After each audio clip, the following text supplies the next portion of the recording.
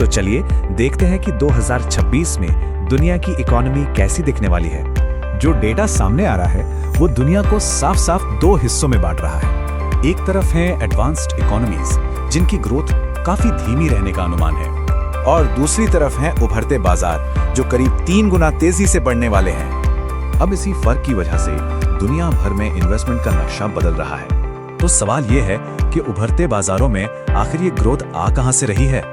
मतलब 2026 तक दुनिया की 2/3 ग्रोथ इन्हीं बाजारों से आएगी, और इसका सबसे बड़ा और दिलचस्प उदाहरण है भारत। देखिए, बड़े बड़े ग्लोबल बैंक्स भी इंडियन मार्केट पर ओवरवेट हैं।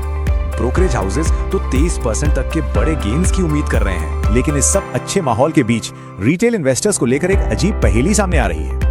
एक तरफ दिसंबर में एसआईपी का मंथली कंट्रीब्यूशन रिकॉर्ड हाई पे था, और उसी महीने बंद होने वाले एसआईपीज का रेशियो भी 85% तक पहुंच गया।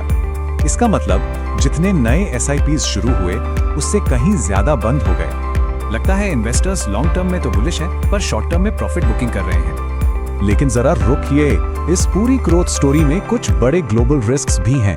ट्रेड टेंशन, शिपिंग में दिक्कतें और बढ़ता ग्लोबल कर्ज, ये सब इस उम्मीद पर पानी फेर सकते हैं।